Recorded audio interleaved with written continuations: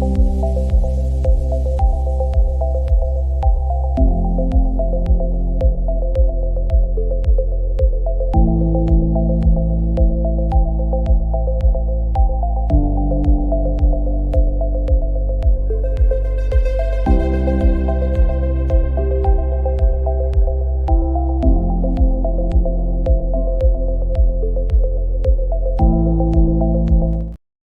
I want any recruiter to know is that I'm so much more than just my resume. LOL!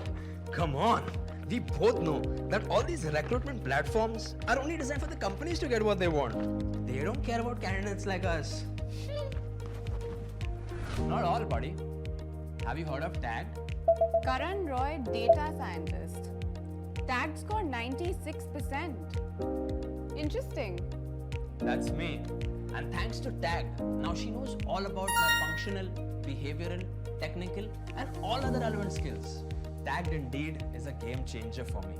When I signed up for it, it created this structured, validated, and enriched profile mapped across my numerous skills, knowledge base, and work experience, and created a score.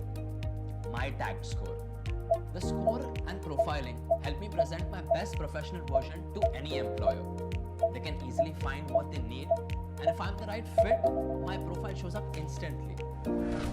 This way, TAG not only helps candidates like me land their dream jobs, but also figure out where they stand amongst their peers, and also identify the areas they need to work on. Wow, this is just the kind of candidate I need. I like how detailed his profile is. Should I even interview this guy? See? This is how TAG is bringing clarity, communication, and dignity back for us candidates. It also gives me an access to a community of peers, career circles, thousands of jobs, and marquee employers like her to further aid my career growth. Are you kidding me? Did you just get hired within minutes?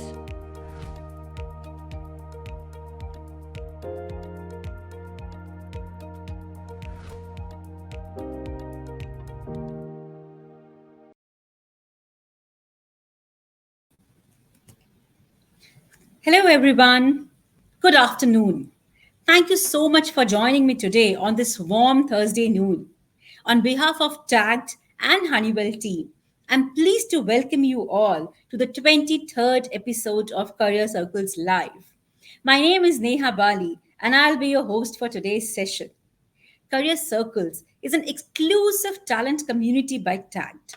It enables us to bring together the talent across the industries to exchange ideas and make ourselves more enriched and excited about what the industry is expecting. So, friends, without further ado, let's get started to the session. Today's session is centered around a very exciting theme: Honeywell, innovating for a greener future. It gives me immense pleasure to welcome our speakers for today.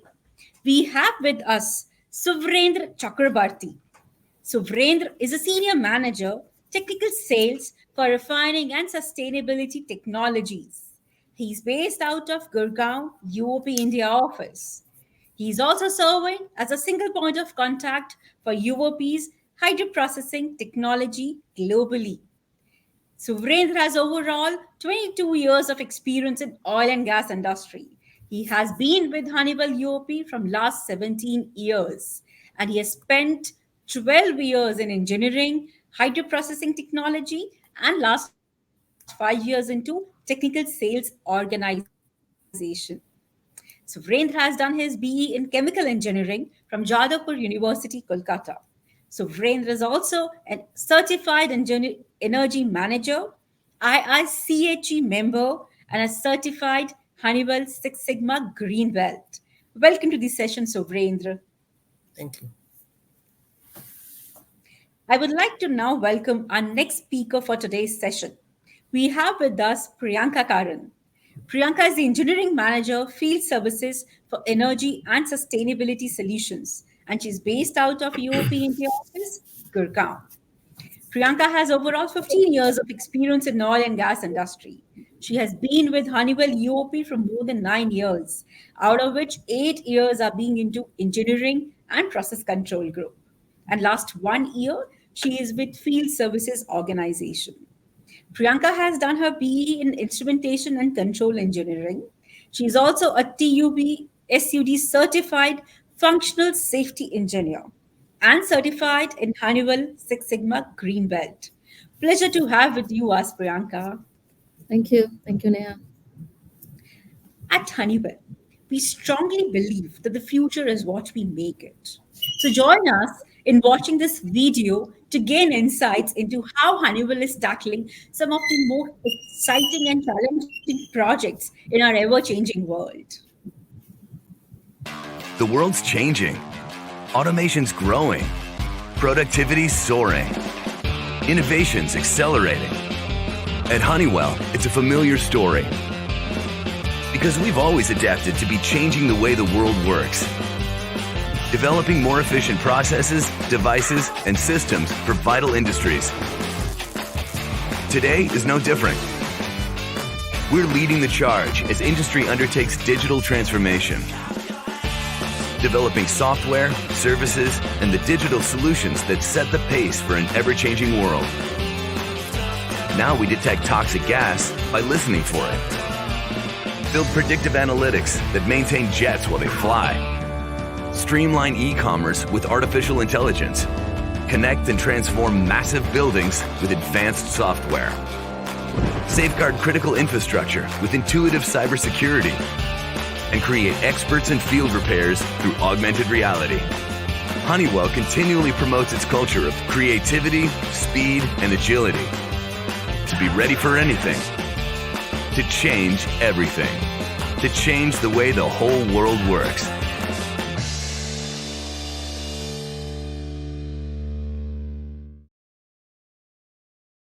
Hope this video has given you a clear understanding of how Honeywell is transforming the way the world works. In this episode, we will discover how Honeywell uses innovation to develop the groundbreaking technologies, smart building strategies, and efficient solutions, all for a greener tomorrow. Certainly, this is going to be a very insightful session. So if you have any questions at any point of time, feel free to post them in the chat window and we will be happy to take them at the end. Suvrendra, I would like to start with you first. How does UOP's approach to sustainability influence its corporate culture and values? Okay, I think that's an interesting question because if I have to talk about today and the future, I will just tie it up with what we have been doing for the last decade or even, prior to that. So sustainability, if you see by and large, it changes its names at different point of time, but it has been part of our culture and core offering for a very, very long time. And even before the current buzz in the industry about sustainability, our offering, any offering per se, any technical offering that goes into the oil and gas industry is always used to focus towards the, the minimum OPEX and the minimum CAPEX, right? So while OPEX, we are talking about, the getting the higher value product, the more yield and lowering the utility consumptions and all. CAPEX used to, only talk about mostly into the, how to reduce the number of equipment count or their sizes or the footprint. I think off late that understanding came when we talk about the capex. It's just not about the saving the capital investment, because every tons of steel that you save, somewhere you are saving tons of the CO2 that you are emitting into the nature and the environment. And I think that's where the gap suddenly, that gap that we have in our awareness and the understanding, that's I think coming more and more into the public domain, and more we have been talking about this. And in fact, the last decade, if I see all across the globe, even before all these talks, we brought this concept of the 6 efficiency. UP brought this concept of 6 efficiency, where we used to talk about the carbon efficiency, the utility consumptions, the water consumptions, the CO2 emissions, the hydrogen consumption, because that's one of the key raw materials, and the capital investment. So for us in Honeywell or in UP, this sustainability has been the most natural transitions that what we have been doing in the past, and today what we have been trying to do, like improving the energy efficiency of the existing asset, or in a way, kind of delivering the more and more sustainability the materials of the products. That's what we were doing kind of in Honeywell. Now, And if you see our recent development, that's why we have this new vertical that we have created, like this energy and the sustainability solutions, ESS. It has the primary three focuses, and if I tell you that way, like a sustainability and the decarbonization, that is one of our prime focus, where we are talking about like the the carbon capture, the blue hydrogen, the renewable fuels, and all of that. The second one mostly led by EOP, and it is the energy optimized technology solutions. So where we are innovating, the new, the flow schemes or the new catalyst or the adsorbents to give the customers the benefit and go more greener. And the last but not the least, the advanced industrial solutions, where you are talking about the new materials, the electronic, the metals, the polymers, and all of that. And over and above that, all three dots we are trying to connect with the Honeywell Forge, right, where we are kind of trying to bring all the business outcome by connecting those dots of cyber security, safety, and even by uniting those data across the people and the processes. So it's been a lot all across the organizations, all across every Honeywell domain. That's how we are driving the sustainability. When we go and stand in front of our customers, we talk about that, and they understand because of our deep rooted the culture that we have been bringing. So yeah, so that's a very pertinent and the natural transitions for UOP. That's what I would say. Oh, that's really nice, because it's a brilliant approach that Honeywell is taking, it connecting the dots together, bringing the three different diverse domains together, and then Right. making a sustainable environment and looking towards it. Absolutely. So certainly that's a brilliant approach that Honeywell has opted for. Priyanka, I would like to hear from your side. In what ways does the UOP support continuous learning and development for its engineers, and how does it foster innovation to stay ahead in the market? Okay, so Neha, UOP has a long-standing tradition of engineering excellence, a tradition that has become the cornerstone of its success. This continuous learning and development isn't just a goal for us. It's essentially embedded in our culture. It's in our DNA. And it is this UOP's commitment to learning and development and engineering excellence that drives innovation. So, one of the key strategies and pillars of our innovation strategy is providing rich technical exposure through cross functional and specialized trainings, both technical and soft skill. We believe that continuous learning and development are crucial for maintaining a competitive edge. Our engineers have access to wide training resources, training programs that cover the latest technological advancements, the emerging industrial trends, and the best practices. This ensures that our teams and engineers are equipped with the knowledge and skills that are required to drive innovation. Again, through our various mentorship programs, we pair seasoned specialists with newer engineers to foster knowledge transfer and build a professional and a very healthy technical relationship. In addition to technical training, we take immense pride in our diverse and inclusive workforce. We strongly believe that the best of ideas are sowed and reaped in the most diverse workforces. And not to forget, all of this is brought together by the strong leadership commitment that we have. Our leadership is committed to creating a culture that encourages experimentation and supports taking calculated risks. They actively promote an open dialogue culture, a culture where new ideas are heard, welcomed, and explored. So essentially, this top-down approach and support is very vital in nurturing an innovative mindset and culture throughout the organization.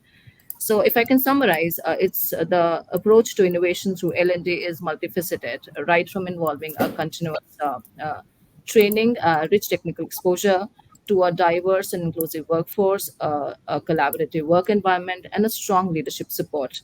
All these factors they come together and create an environment where innovation thrives, and we ensure, and all this ensures that we remain at the cutting edge of oil and gas technology sector.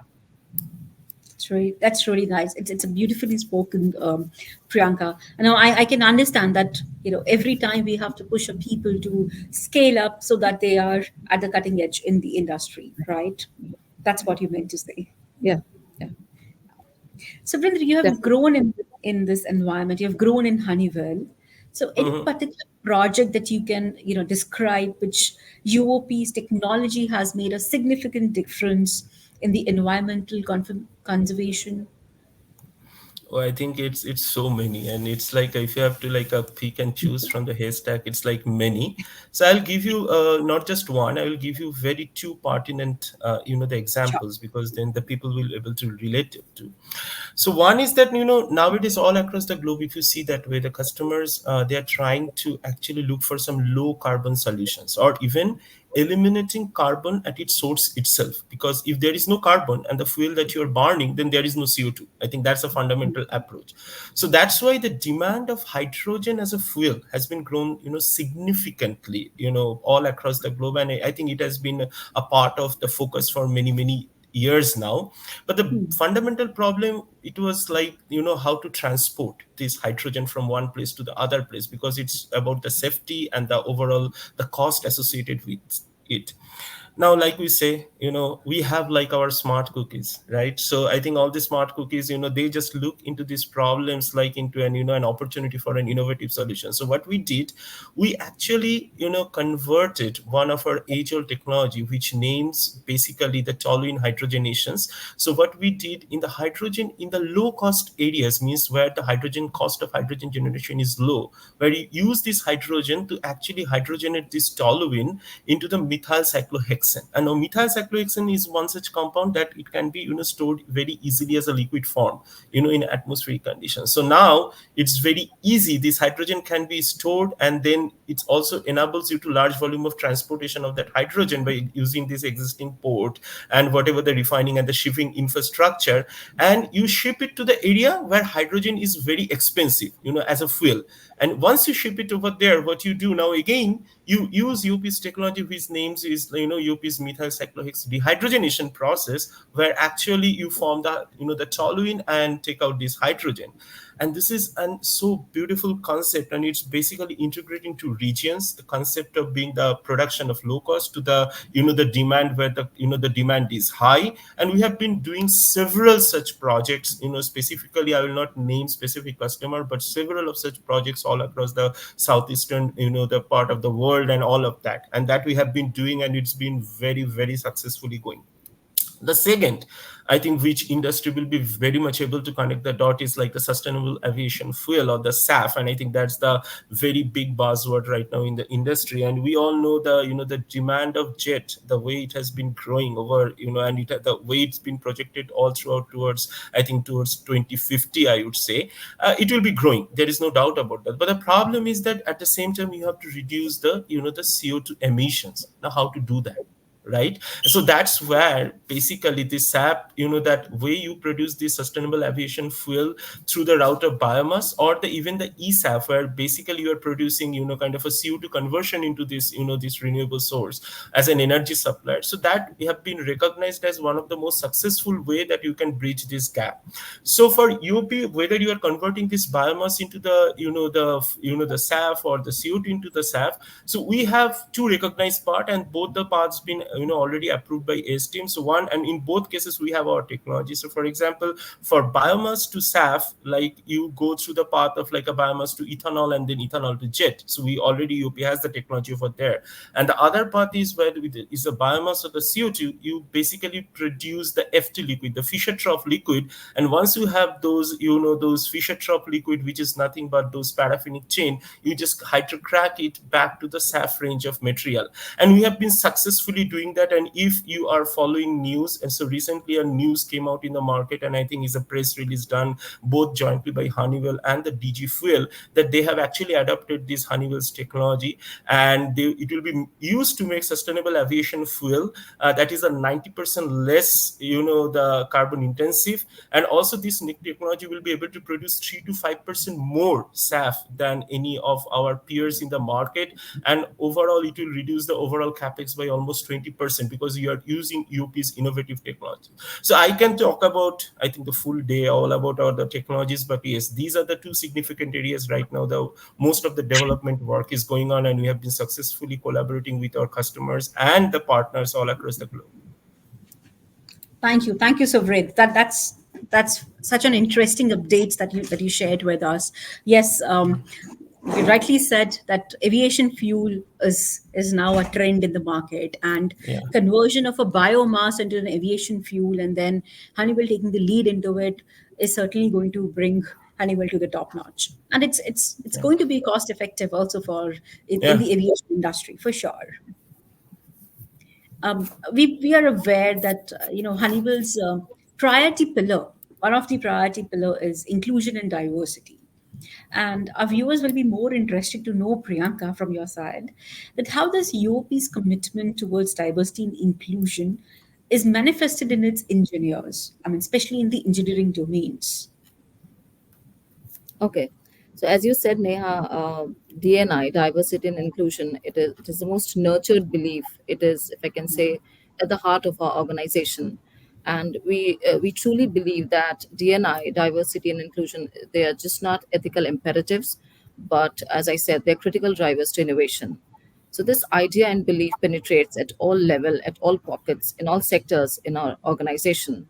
So right from the very inclusive recruitment process, where we seek out and welcome candidates from diverse backgrounds. Our recruitment process is designed in a way to ensure fair assessment of all candidates and remove all sorts of biases. Again, we run a diversity and inclusion awareness program for all our employees, all our engineers. These programs are aimed at educating our employees about the importance of DNI in the organization and making it a part of our culture. These programs aim to build cultural competence, challenge unconscious biases, and promote an inclusive workplace where everyone feels valued, heard, and respected. Apart from this, I would also like to highlight the very valuable resource groups, the HR groups that we have, the various employee resource groups that we have. They play a pivotal role in fostering a sense of belongingness and community in our organization. These groups they provide the support, mentorship, and networking opportunities for all sorts of diverse workforce that we have. And all this, again, is brought together by inclusive leadership commitment that we have. UOP's leadership team is committed to championing diversity and inclusion at every level. The leadership is actively involved in setting goals, monitoring progress, and holding organization accountable for fostering an inclusive environment. This top-down approach ensures that companies' commitment is reflected in all the practices and policies and is pronounced loudly in a collaborative and respectful work environment. No, I absolutely second with you that Honeywell does a lot to ensure that the DNI remains intact. And Right. UOP being such a niche domain, it's such a specific domain of hiring that happens. It's really well to know that the leadership from UOP side, they are taking an initiative to bring the DNI focus more on this piece of it and ensuring that this pillar doesn't get fall off. This is the most important and the most, I would say, strongest pillar that we stand on, right? And we take immense pride in our diverse and inclusive workforce. Yes, absolutely true. Having said that, Suvrendra, as everybody these days wants to, make a positive impact towards environment, what advice can you give to the professionals who really want to contribute towards the sustainability initiatives within their fields? Yeah, I think sustainability. What I would say, it's a reality, and that I think it's going to be the future as well. Probably anybody who is becoming professionals today or coming in this particular field, or per se any field that you go from now onwards, probably for the next 30-40 years, I think sustainability will be there, and it will be the integral part of any business, or any specific field or any particular domain that we have been talking about.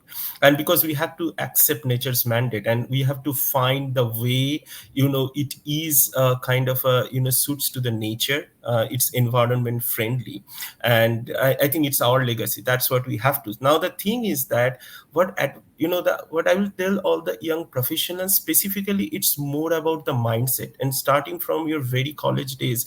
One thing is all about our career, but I think we just all need to understand that what kind of responsibility that I take, to make it more of our offering, more of our solutions, more of the things that we have been doing. How can I bring more and more those sustainability piece into my, the work, into the way of I am thinking. And it starts, like we say, charity begins at home. We have to start from there. I think the first thing is, I would say, a couple of key things. One is a problem solving mindset, because this is some new way of doing doing. And it's not like that, it's not like the knowledge is not there. The knowledge is there, but we have always looked into it from the angle of, oh, it's a very cost, kind of an very expensive method. But in today's reality, the reality is that because of the policy makers, the way the regulations are coming, it's becoming an attractive. So we have to understand that any idea that is environment friendly, or any idea that is working towards the sustainability, we have to bring those ideas onto the table. So don't be afraid, bring those ideas onto the table and bring your the problem solving mindset. That is number one. Number two is that work with the people around you. If you are in an academia, work with the researchers, the professors around you. If you are in the corporate world, work with the different stakeholders. Because what happens, work with the customers. Because what sometimes happen that we have a great idea, but we never be able to bridge the gap of the what's the end user requirement, right? At the end of the day, you have to understand what's the requirement, and those requirements are changing. It's pretty changing time. So as long as you are listening to the stakeholder, as long as you have a collaborative approach, I think those basic fundamentals are going to give you a lot of impetus to work in all of these fields. And last but not the least, be the subject matter expert of the whatever field you are. I think that's I think always easy said and done, but the thing is that you have to understand your subject. Once you know your subject, I think then only you will be able to build all this problem solving mindset, working with the people, the collaborations and all of that. And also look into all these different things that going into the market. Make yourself more aware, because things are changing almost every day, and you have to keep a kind of a pace with it. So I think that's how I would say the young professional, don't just sit into your own bubble. Come out of it, work with us, talk to the professionals in the market, talk to the experts, and I think that's the way to go. Yeah, That's that what was I would say. indeed that was indeed a great success tip for all the youngsters who are looking to make the career towards sustainability. Yes, right. You rightly said. There are people who will have a thought around it, whether I should move ahead towards this career, what's the future Yeah. towards it, and but the key mantra that you just gave is you should have a control, you should have a demand on your group, your particular subject at the early stage, so that you can build your success there, and you can build your career in that side. Yeah, and And then just to add to that, Neha, means it's just not an exactly. option. Yeah. Sustainability is going to be part of every job that is going to come. It's going to be the part of that. So better you embrace it, better you understand and make yourself more aware about it, right? So, to all So the that's what I would viewers say. who are listening to us, Suvrendra has just shared a really good mantra with us. Let's focus towards moving our careers towards the sustainability, and let's see where it is going to take us. Moving the back ball to you, Priyanka. What are some of the most exciting projects that European engineers are currently working in Honeywell? If you can throw some light Uh, on it. So, as Suvrendra said, I can go all day because we find all our projects very interesting, very exciting, and each project comes with a challenge. So, it's a spot that you put me in to name a few of them. In the interest of time, if I can say, then I think the most exciting that comes to my mind right now are that we are working on the commissioning and startup of grassroots refineries all across the world, be it US, Middle East, Nigeria, Mexico. These grassroots refineries are focused on increasing the local production capacity and reducing dependency on imported fuels, enhancing energy efficiency and security and economic growth in these regions. Again, in the field of sustainability, in the green fuels, in the greener area, we have recently completed the commissioning and startup of our trademark eco-fining process in different parts of the world, be it Europe, the Southeast Asia. These are aimed at producing renewable diesel from bio-based feedstock and contributing to lower carbon emission and advancing transition to greener energy. In the new solution space, as Suvrendra mentioned, we are trying to enable the hydrogen economy. We are providing, innovative solutions there.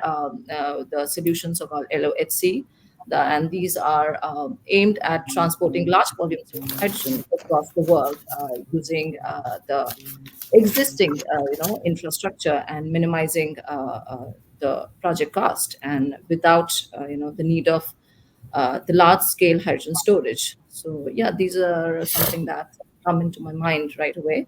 But again, as I said, we find all our projects very interesting, very challenging, and we can talk all day about the great projects that we do. So one side you're saying it's a challenging one, but the other side you're giving us a hint that people should think about it, and we should be aiming towards getting into towards sustainability, because it has a great career path, like Suvrendra said. It has really cost effective projects, and it will give a really good exposure to the professionals who are looking towards it. Yes, Yeah. definitely. So, Brent, can you share your views? How does UOP balances the economic goals with the environmental responsibilities? Yeah. Honestly, means I don't see them as any separate goal or a separate driver, because they are just integral part. Means in today's world, none of the economics all across the globe, they can just sustain or they can just stand if they are not environment friendly. At least no one. In fact, there are places across the globe and specific places in the Europe, China, across the regions, you have to commit to a specific CO2 emission target. And if you're not going to do that, you are not going to get a permit to even set up your business. So that's how the stringent it's going to be. We all know about the Fit for 55, right?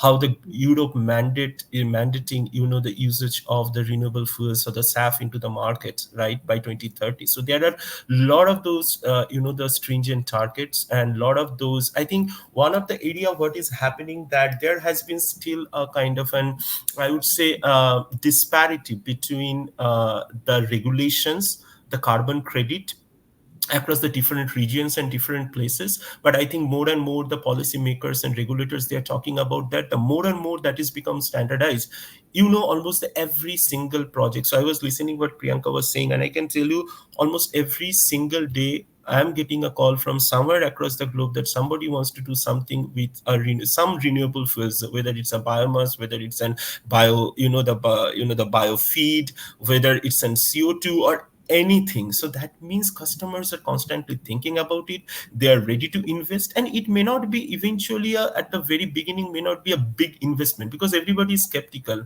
They just don't know how much carbon credit they are going to get. Some of these projects are very much dependent by the environmental norms, not so much immediately. It cannot look, the lucrative in terms of the economics, whether if someone looking into an NPV or IRR and all that. And in fact, if I can give you a very pertinent example, if people in India, they are listening. So like in last decade, India, specifically the metro cities, we have been shifting from, say, BS3, BS4, those fuels to BS6, like a fuels. Now, really, whether those fuel prices are very different, if I just look from the perspective of those economic, the financial terms, NPV, IRR, and all that, it may not even cross the hurdle rate. But those were the mandates set by the government, and you have to do it, because otherwise you will not be able to sell your product, or you will not be able to drive your cars on road, specifically on the road of Delhi or any other metro city. So that strong those economic drivers are. And honestly, because UP has been these technologies that has been running successfully commercially all across the globe, it is just we have been now focusing more and more on the sustainability piece into it. And for us, like I said in my first, I think the first comment, it's so natural transition for us, because customer, they just trust us. And I think all our business, they have been shifting just like that. And that is one of the primary reason why we have created this vertical ESS, to serve our customers better and efficiently to meet their sustainability targets. So if I just sum up in one sentence, yes, EOP has been driving its economic goals by taking this social and environmental responsibility, and we are committing towards clean energy solutions by investing consistently into our, these innovative technologies, which can make this world a better tomorrow. So that's what I would say. Yeah, that is actually a need of an hour right now. It's Yeah, yeah. in the today's time, every other country is looking towards the energy conservation. So certainly India is also moving towards it, and the projects that Honeywell is running, especially in the UOP side, in the ESS side, that will really help in maintaining it and promoting the more sustainable energy and the greener future we are aiming for. Yeah. Coming back to you, Priyanka. So, what do you really think that you know UOP is apart from the other companies when it comes to the engineering and technology? What is the benchmark? What sets UOP differentiated?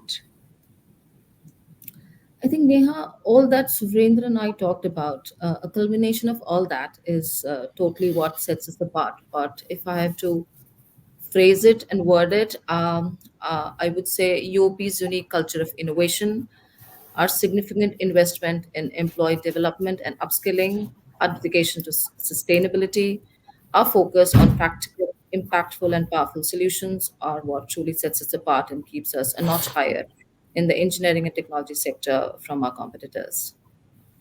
Nice. I'm really glad that we discussed this topic today with both of you, because till now it has been really, really informative, and I'm pretty sure it must have given a wider horizon to the viewers who are listening to us. Innovation, keeping your team, your resources upscaled, running towards a greener future is what's the need Yeah. that we are all looking at, and the government is also looking towards it. So certainly this is something that will really help in moving forward, making our country forward towards whatever we are aiming at. So Brendra, coming to the question back to you, what do you see a role that UOP is playing in the global sustainability landscape over the next decade? Yeah, it's just not next decade. I can tell you probably for next at least foreseeable future, whether it is 30, 40, 50 years, I think we are going to play a significant role. See, in today's world, it is now known that not a one particular path of sustainability is just enough to achieve the whatever the net zero target that every country or every government or every organizations they're trying to put into their agenda or trying to bring it for the public, right? So for UP, the good part is we have so versatile technologies, and overall for Honeywell we have so many areas that we touch in everyday's life. We are just going to be there, and some of those solutions or some of the technology as of it's available today, they may not be that cost effective, and that's where the continuous innovation is happening, and that's where the development of these new molecules or chemicals that are just going to happen. We have to, as a researcher or as the experts, we have to constantly thinking about what's next. How can I bring down the cost? How can I bring some new molecules, and how can I bring the next sustainability solutions? And that's where I think Honeywell UP is leading the path.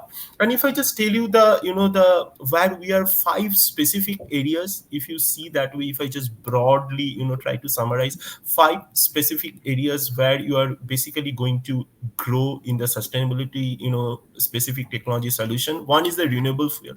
Specifically, if I give you an example, we have our like the eco-fining technology, right, where we are producing green diesel or the jet, or we have our e-fining technologies where like this ethanol to jet. So these are the technologies that are going to take a lot of forefront in the coming days. The second is the carbon capture, because in today's world, all the hydrogens, or specifically the hydrogen, we call it a blue hydrogen, when you are producing the hydrogen from the fossil fuel sources, but essentially the car CO2 that you are emitting, now there is a lot of potential. You can go ahead and capture those carbons, and we have a lot of those technologies. We have so in that particular zone, UP is going to play a significant role. The third is basically the green hydrogen, where you are going to produce a hydrogen the green, the most sustainable way from the day one, the renewable hydrogen. So we also have our those electrolysis. Basically, we have certain products that we are supporting this electrolysis of water into the hydrogen, oxygen, and all of that.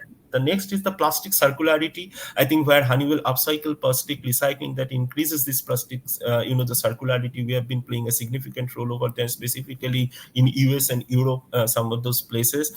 And the last but not the least is our renewable energy solutions, basically where we are talking or focusing more into the energy storage or the flow batteries that we are talking about. So these are by and large five big buckets where, at least from the field of oil and gas, I can tell you is going to grow significantly over the next decade, or for probably for the next 30, 40 years, this oil and gas is going to say. So in nutshell, if I say the world of sustainability, cannot just sustain without us, without Honeywell and UOP. So that's what is going to happen.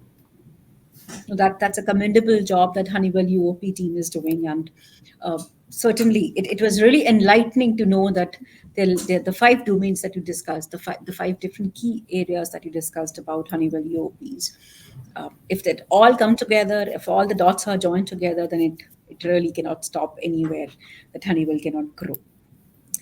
It Yeah. seems that the audience is quite inquisitive. I see a lot of interesting questions that have come up. So I would like to pick it up one by one for you.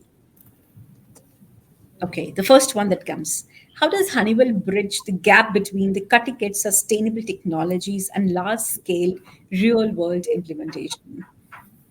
So, So Suvrendra, yeah, I'll just take on that. yeah. See, these technology solutions that we are bringing, or Honeywell is bringing to our customers, they all come through a rigorous internal process. We have our, the R&D set up a very, very well defined and a set processes which have been working for last 100 years, specifically for UP, more than 100 years, and we have those checks and balances and all. And the products that we bring in the market, they are all scalable, and we also work with our customers for joint pilot plant programs give them the confidence even before they go for the commercial scale implementation. So, and some of these pathways are already proven in the fossil based the applications, fossil based fuel applications, and we are just kind of making them some necessary makeover or changes so that it now work more for the sustainable solutions. So that's where UP has a very, very large base of customers and large base of assets across the globe. At one point of time, almost the 70% of the world's refining technology that's only used, comes through the UOP, using UOP technology. So we have such a large technology base, and that's where customer trust us, and that's where it becomes very, kind of a very pertinent and very natural for UP to go and invest and innovate and change, all of those, and show the customer its real potential. And specifically, if I see, here in India, if I just talk about, we have our HITC, basically the R&D centers, where we have been even developing the sustainable solutions for our customers all across the globe. And we have our teams, some of them are actually real-time monitoring the customer assets and the data, and round the clock, we are just trying to serve our customers. So the key is that we know that our customer trust us, because they know that we know them better than they know themselves, and that's how this trust and the overall scalability and the joint pilot plan program and the joint work, that things goes there. So customers, they are just partner with us, they are our partner in our these innovative sustainable solutions. So that's how we are looking into this real world implementation. In certain cases, we are just not working with our customers, we are working like a tripartite. We are also working with the regulators, so that customers know ahead of time what changes are coming, where they should invest. So it's a more collaborative approach once we go into the more and more commercial scale of implementations, and I think that's how it has been growing. Yeah. I mean, the global customer base that your UOP Yeah. has. Apart from that, the great partnership that you just spoke about between the customer and the UOP refineries, that plays a key role. And kudos that really is working out on the different projects that UOP is running right now. So I'll stitch back to the same question that you were discussing a few minutes back about SAP. Mhm. You elaborate on the specific technology Honeywell in use for carbon capture, and in SAF, methanol is possible for the next greener SAF apart kerosene. See, there are multiple technologies available for the carbon capture.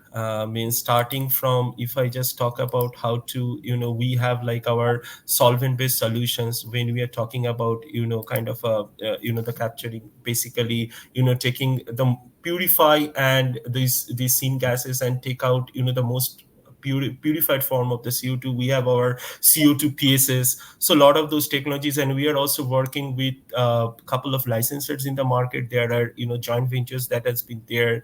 So there has been a lot of those programs. I will not go into a very specific numbers, but I think multiple things are going on over there. And specifically from SAF to methanol, I think like I was explaining, we have like the both ASTM approved pathways. One is from the biomass or the CO2, if you want to, like they call it like a biomass to liquid, or call it the power to liquid, when once you are going through the the electrolysis path, right, where you are generating the hydrogen and then you are going to the path of those CO2, and then you basically go through the FT process.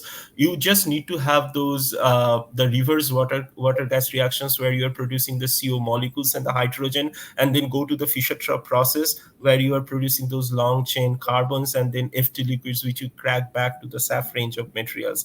And the primarily EOP's technology, if you see, which is in the hydrocracking technologies. Now what we are doing, that there are already kind of a proven licensors in the FT liquid field in the market, and we have been kind of collaborating with all of them. In fact, our I would say EOP's technologies are more of in certain way, it's like an FT licensors, FT process agnostic, because in whichever way you form and give us the FT liquid, we know how to crack it back to the SAF range of molecules.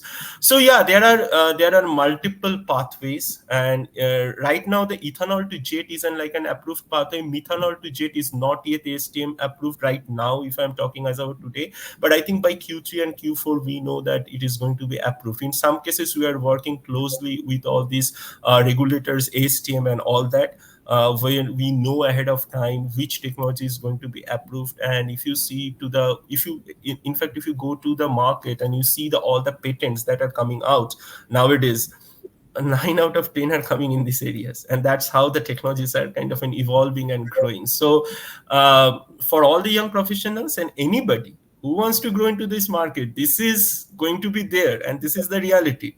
So I think come and work with us. I think you'll be able to meet some of those great expert researchers in the markets, and it's a fascinating field, and it's a fun of creating something and taking that social responsibility. So that's what I would say. That's thank you so much, Suvrendra, for giving us a golden rule, and really the viewers are going to now they'll be behind you, they'll be searching you on LinkedIn, and certainly they'll be like, where is Suvrendra, and we should get him and get into his team. Priyanka, coming to you, what challenges does Honeywell face in convincing the businesses to invest in sustainable solutions, and how do you overcome them? A really nice question that has been picked up by somebody.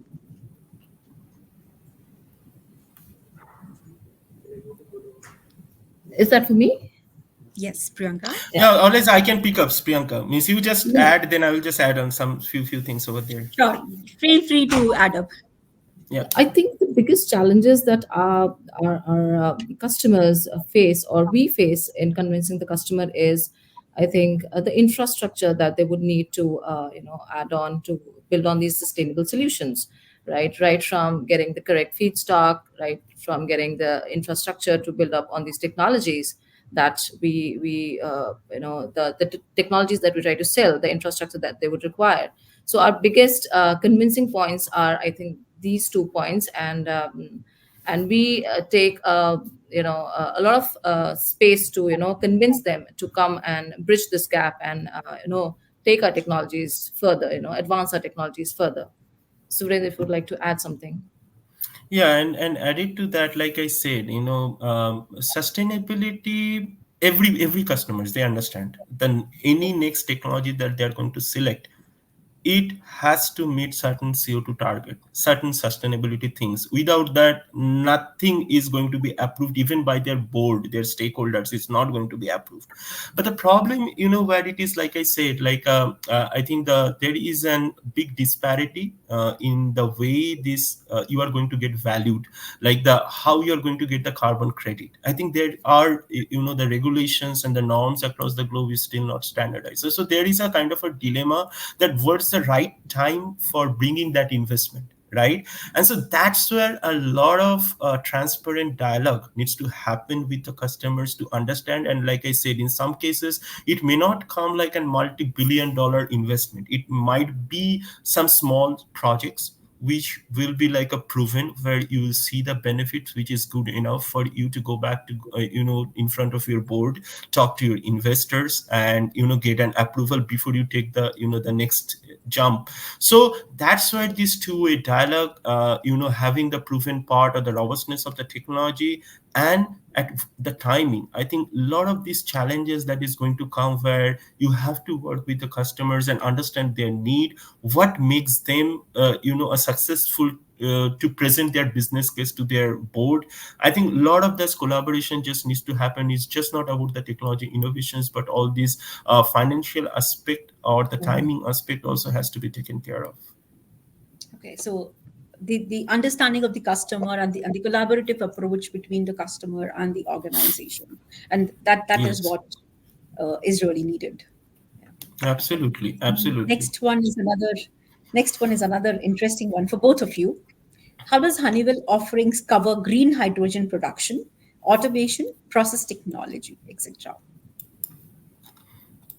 So Priyanka, you can take on that. Means I know there are for the specifically in the field of green hydrogen, I think a lot of work is going on. Specifically, if you see in the part like Australia and all those areas where hydrogen is kind of, you can produce hydrogen in a cheaper ways, and sun is shining over there. There is an abundance of those sunshine and the wind energies and all that. Primarily Honeywell's offering that comes in the basically the membrane technologies that we have been kind of offering to our customers. It's been proven. We are working with couple of them also here in India and all across the globe as well. But primarily that is the product line that we have been also looking for.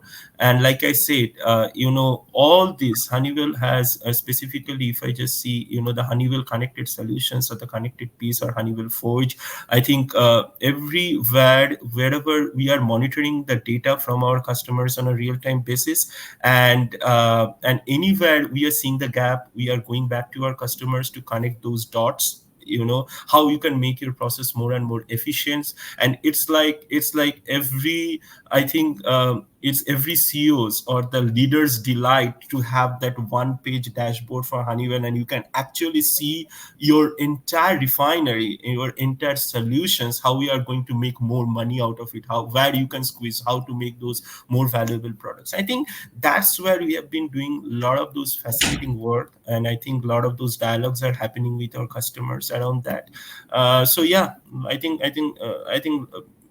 if not the last decade, but I think of late we have been seeing a lot of it's propelling a lot of growth vectors around that, specifically those areas. Anything, Priyanka, you want to add over it? No, I totally agree, Suvrendra. So a lot of traffic in this space and the offerings that we provide to enable the hydrogen economy, right? So as with the innovative solutions that we are trying to go into the space of gas processing in Southeast Asia. We've been trading that market. We are trying to pick those spaces where we can help them save and enable the hydrogen space. So we are offering solutions based on the customer needs. We are customizing our solutions based on what the customer needs, what the customer distress is, and we are having a lot of dialogues with a lot of customers worldwide to understand where we could fit in to really get our offerings customized to enable their economies in these green spaces. Okay. Good that we have a lot of offerings and we are customizing based on the customer needs. That's what is needed. I'll pick up the last one for both of you. I have heard about circular economical systems and biomimicry when talking about sustainability. Could you give instances when Honeywell or anyone has made developments in that direction?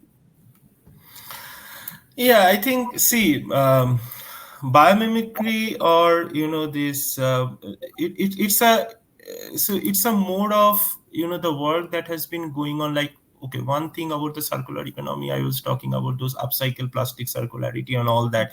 Means there have been a lot of work has been going on in that space, and it's just not, and let's be very honest, it's just not Honeywell. Some of the oil majors across the Europe, they are also working towards that, where we are also competing and sometimes collaborating with them in that space. And it has been a part of our sustainability vertical as well.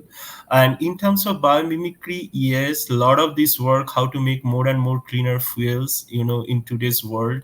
I think a lot of those research have been going on, lot of dialogues have been going on with our customers in certain cases, how to utilize their existing assets or some of the assets which have been age old, they're just lying somewhere, how to bring them back to the life and use them differently to or repurpose them for a more and more sustainable on the greener fuels. I think our engineering and Priyanka can talk about that. A lot of those engineering innovations and the work has been going on from that angle as well. And we are also working towards more and more, the catalytic solutions. Yeah, in certain cases we have our collaborations with our customers or our past partners, where also we are using the catalyst, after the rejuvenations, we are reutilizing those catalysts back into that. So that's also cutting down your the associated production cost of, again, creating those fresh catalyst and all that. So there have been a lot of different aspects and lot of different things, at least specific to the Honeywell oil and gas I can talk about, or UP oil and gas been going around. And probably if you go to the bigger part of the Honeywell, which I don't have right now privy to talk about, a lot of those work have been going on, if I say that way, if nothing very specific, but yes, it has been. Priyanka, would you like to add something? Yeah, so I totally agree with what Suvrendra is saying. A lot of Honeywell offerings are integrated together to, help the economical systems, right? We would also like to, talk about a little bit about the digital offerings, which are there to, bridge these gaps. We penetrate in those spaces and try to bridge those gaps. So so everything essentially is exactly what Surendra said, that it is a lot of efforts are being made, and a lot of Honeywell offerings are being integrated to provide such solutions. So, with this, we reach to the conclusion of our session. First of all, I would like to extend my heartfelt gratitude to Suvrendra and Priyanka for joining us today and generously sharing their valuable insights and perspectives. Your contributions have been really incredibly enriching and thought provoking. Thank you so much for giving us time today. No, Thanks, I think Neha. thanks to you, Neha, and to the audience out there. Yeah. I think there will be many more questions, and you just also need to understand, because of some of the informations are confidential and proprietary in nature. So probably we are not sharing so much of our details, but believe me, there are every day tons and tons of data that we have been generating and working with the customers across. So if you have any specific questions or you are looking for any specific business opportunity, I think you will find us, and we will channelize your questions to the right person within UP or the Honeywell. And I think that's where the relation will grow for the future. That's what I would say. Thank you, Subrin. Thank you, Priyanka. I also like to express my gratitude towards the audience for being such an active participation and engagement. Thank you all for giving your time today and making this a memorable session. I hope you enjoyed the session, first of all. Stay tuned for such more interesting sessions that are being coming up in the future. You can follow us on the social media platforms and stay updated with all the meaningful content that is made for you. Stay safe and stay healthy. I'm your host, Neha Bali, and I'm signing off for today. Thank you. Thank you. Bye. Thank you. Bye-bye.